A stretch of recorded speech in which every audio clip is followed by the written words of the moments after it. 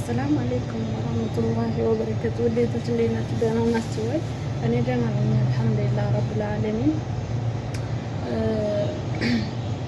ስደት ላይ ያለን አረብ ሀገር ገብተን ከአረብ ሀገር ገብተን ተመልሰን ወደ አረብ ሀገር እየመጠን ሰዎች ማለት ነው። ምን ያክል ነው ስብራታችሁ? ምን ያክል ነው ድካማችሁ? አይሰለችም ማለት አንዳንዶች አሁን አልሐምዱሊላህ እኛ ወጣቶች ነን፣ ግን አሉ ትላልቅ ሰርቶ ለፍቶ ሳይሳካላቸው ቀርቶ ተመልሰው የሚመጡ እህቶች ማለት ነው።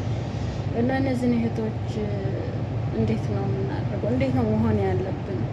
የአረብ ሀገር ብርስ ለምንድን ነው የማይበረክተው? እኔ ግራ የገባኝ እሱ ነው። የአረብ ሀገር ብር ለምንድን ነው የማይበረክተው? እኔ እንግዲህ አልመጣም ምናምን ብዬ ብሎክ አስደርጌ ሂጄ ነው በሌላ መንገድ የመጣሁት ማለት ነው። አንደኛ የእኛ ሞኝነት፣ አረብ ሀገር ሴቶች ለምን እንደሆነ ሞኝ እንሆናለን። አግባብ የሚጎዳንና የሚጠቅመን አናቅም። የአረብ ሀገር ሴቶች በጣም ሞኞች ነን፣ ምስኪኖች ነን። ሆኖም እንደገና ደግሞ የሚቀርበን ሰው ደግሞ እኛን ሰባብሮ እኛን ጥሎ ጎርቶን ማስቲካ እንደ ታኝኮ እንደሚጣል እንደ ማስቲካ አኝኮ የሚተው ሰው ነው የሚያጋጥመን። የአረብ ሀገር ሴቶች ስንሆን ነው ይሄ የሚደርስብን። እና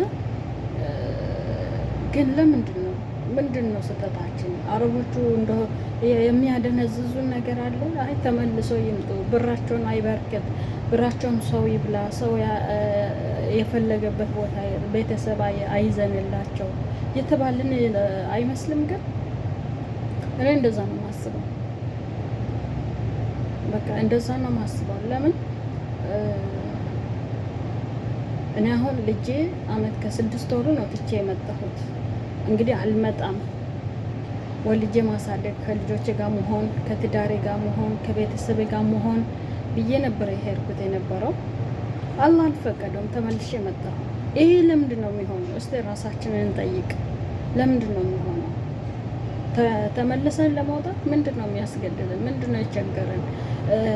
እርስ በራሳችን አሁን ለምሳሌ የሌላ ሀገር ዜጋ እርስ በራስ ይደጋገፋል። እዚህም ሆኖ ይደጋገፋል፣ ሀገሩ ሲገባ ይደጋገፋል። እና እኛስ ግሩፕ ፈጥረን እርስ በራሳችን መወያየት፣ አረብ ሀገር ያለን ሴቶች የሚጎዳንን የሚጠቅመንን ማወቅ። እንግዲህ ትላልቅ ሰዎች ነን፣ ትልቅ ሰዎች ነን እኛ፣ ህጻናቶች አይደለም። ራሳችን የሚጎዳንና የሚጠቅመን አሁን መተናል። አንደኛ መተናል 2-3 ጊዜ 4ኛ 5ኛ የሚሰደዱ አሉ። እንደዛም ስላለ ሁለተኛው የጎደለውን ለመሙላት ነው፣ የጠፋውን ለመተካት ነው ይባላል። ከዚህ በኋላ ደግሞ ለሚሄዱት ሀገራችን ላይስ መንግስት እንዴት ነው መደገፍ ያለብን? እኛ እስከ መንግስት ጋር እንዴት ነው ሹራ አድርገን ተደጋግፈን መንግስት እንደኛ አይነት ስደተኞችን ደግፎን አገራችን ላይ የሆነ ነገር ሰርተን የምንለወጥበትን። ለምሳሌ እኔ ቤት ገዝቼ መሬት ገዝቼ መንግስት ወርሶብኛል፣ ፈርሷል። ህገወጥ ነው በእርግጥ ግን መንግስት ብደግፈና እኛን የሚመጥን ነገር ቢያደርግልን እኛም ህገወጥ አንወጣም ነበረ፣ ወደ ህገወጥ አንገባም ነበረ። እና ይህን እንዴት ነው ማድረግ ያለብን? ማን ነው የሚያግዘን? ከአላህ በስተቀር ማን ነው የሚያግዘን? ዱአ አደረግን፣ አለቀስን። አልሐምዱሊላህ በጤናችን ስንቱ ኩላሊቱ ታሞ ኩላሊቱ ፊል ሆኖ ብዙ ችግር ደርሶበት ብዙ መከራ ሚያይ አለ ስደት ላይ ሆኖ ማለት ነው። እኛ በጤናችን ሰርተን ገብተን ወልደን ተመልሰን መተናል። ጤናቸውን ያጣሉ፣ ልጅ ያጣለ። ይሄ ስደት ብዙ ነገራችን ይበላል። ያ ስላለ እንደው እናስብበት፣ እናውራበት ለማለት ነው። እንግዲህ እኔ ያለሁት ቤት ውስጥ ስላልተመቸኝ ውጪ ወጥቼ በራንዳ ነገር ላይ በራንዳም አይደለም የበሩ እንትን ላይ ቁጭ ብዬ ነው ማወራው። እና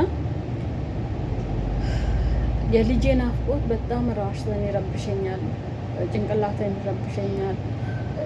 የሰራሁት ስህተት እንዳለ ራሴን እወቅሳለሁ። በዛ እድሜው ትቼ ማምጣቴ ራሱ በጣም ሰው መሆኔን እንድጠላ ነው ያደረገኝና እንዴት እናደርግ፣ እንዴት እናስብ፣ እንዴት እንሄድ፣ ወዴት እንሄድ፣ ልጆቻችንን ጥለን እንዳንወጣ።